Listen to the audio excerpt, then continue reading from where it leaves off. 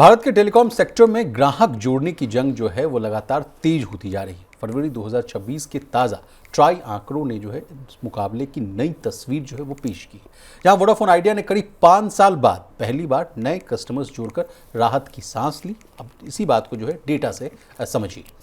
फरवरी 2026 में वीआई ने 21,927 जो है नए कस्टमर्स जोड़े, जबकि 2021 से कंपनी जो है लगातार हर महीने कस्टमर्स खो रही थी। वहीं भारतीय एयरटेल ने सबसे ज़्यादा यूज़र जोड़कर अपनी मजबूती दिखाई है। अब इस बात को भी डेटा से समझिए। फरवरी में 48.6 लाख जो है नए कस्टमर्स जोड़े गए। वहीं रिलायंस जियो की भी बात कर लेते हैं तो रिलायंस जियो ने फरवरी में 16.2 लाख नए कस्टमर्स जोड़े, यानी जियो की जो है स्थिर और लगातार ग्रोथ जो है वो जारी है। लेकिन इन सब के बीच ये तो हुई ट्राई की डेटा, लेकिन प्रवीण सर से मुख्य तौर पर समझने की कोशिश करते हैं कि कर्ज में डूबी जो है वोडाफोन आइडिया, उसके लिए क्या तस्वीर नई बनती हुई दिख रही है सर? उसके लिए क्या खुशहाली वाली बात है या नहीं? नहीं, देखिए, इसमें इस कहानी में दो चीज़ें बहुत अहम हैं। जो ट्राई के जो डेटा आए हैं, फरवरी के जो नंबर आए हैं, उसमें दो चीज़ें बहुत महत्वपूर्ण हैं। पहला और जो बड़ा फैक्टर है वो ये है कि वोडाफोन आइडिया के लिए ये बहुत बड़ी राहत की विशाल बात है। जहाँ पे आप लगातार नेट लूज़र थे आप सब्सक्राइबर्स के मामले में, वहाँ पे आप नेट एडिशन में आए। बहुत मैं कहूँगा कि बहुत मार्जिनल या बहुत छोटा नंबर है ये, लेकिन ये दिखाता है कि किस तरह से कंपनी अब टर्न अराउंड के फेज में दाखिल हो रही है। भले 21,000 या 22,000 के आसपास का नंबर है, 21,927 का नंबर है, तो छोटा नंबर है, बहुत छोटा नंबर है। अगर आप उसको देखेंगे जियो और एयरटेल के मुकाबले, जहां जियो ने 16 लाख जोड़े, एयरटेल ने 48 लाख जोड़े, उस हिसाब से छोटा है। लेकिन ये बता रहा है कि कंज्यूमर्स अब एक नज़र इस बात पे डाल रहे हैं कि यहाँ वोडाफोन आइडिया अब आगे चलकर अच्छा कर सकती है। एक बड़ी चीज़ ये भी हुई कि 4G और 5G पे जो फोकस बढ़ाया है, तो वो कस्टमर्स का एक ट्रस्ट जो है वो जीतने की यहाँ पे कोशिश दिखाई दे रही कंपनी की, और वो फिर अब परिणामों में नज़र आ रही है। आगे चल के ये आंकड़े और बढ़ते हुए दिखाई दे सकते हैं।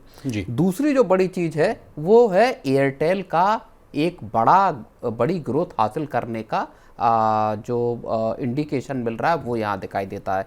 देखिए, जियो को 16 लाख जो है नए सब्सक्राइबर मिले हैं फरवरी में, एयरटेल ने 48 लाख जोड़े हैं, 3 गुना ज़्यादा। 16-48 3 गुना ज़्यादा सब्सक्राइबर जियो के मुकाबले एयरटेल ने जोड़े हैं। दूसरी और जो ज़्यादा महत्वपूर्ण बात है वो ये है कि एयरटेल के जो कंज्यूमर हैं विशाल, और जो आरपू में नजर आता है वो है हाई पेइंग कंज्यूमर। इस हिसाब से देखेंगे तो एक तरह से क्वालिटी या जो निश एरिया का जो कस्टमर है वो एयरटेल को चूज करता हुआ दिखाई दे रहा। जियो जो है वो इस मामले में थोड़ी सी जो सब्सक्राइबर एडिशन का मामला है वहाँ थोड़ी लैग करती हुई दिखाई दी है। जनवरी का अगर आप नंबर देखेंगे तो दोनों कंपनियों ने तकरीबन बराबर एडिशन जो है सब्सक्राइबर जोड़े थे। फरवरी का नंबर जो है बहुत सिग्निफिकेंट है एयरटेल के लिहाज से यहाँ पे। चलिए, एक और अब नुकसान की बात हो रही है सर, तो बीएसएनएल को भी इस चैप्टर में जोड़ देता हूँ। सरकारी कंपनी बीएसएनएल ने इस दौरान जो है 1 लाख से ज़्यादा कस्टमर्स खोते हुए नजर आ रहे हैं।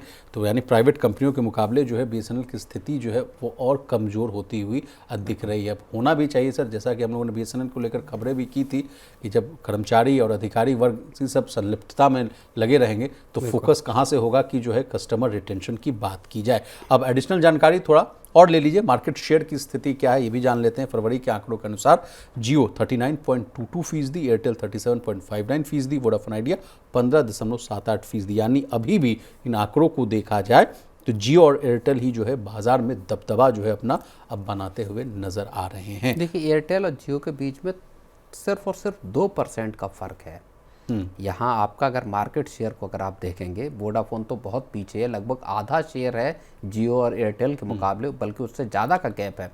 लेकिन जियो और एयरटेल के बीच में सिर्फ और सिर्फ 2% का फ़र्क है। और जिस तरह के आंकड़े अब फरवरी में आए हैं ये दिखाते हैं कि एयरटेल किस तरह से तेज़ी से इस गैप को फिल जो है वो कर रही है। जी, तो और सर अगर टेलीकॉम सेक्टर की बात हो रही है सर, तो एक एडिशनल जानकारी आपसे ये भी ले लेना चाहेंगे कि क्या हमारे जो है प्लान्स, टैरिफ हाइक की भी जो बात होती है उस पर कोई लेटेस्ट जानकारी? सर, अप्रैल का महीना आ चुका है, आपके अनुसार कहा जा रहा था कि इस साल की जो है 6 माही के बाद जो है वो कीमतें बढ़ सकती है, तो क्या उसके लिए भी तैयार रहें?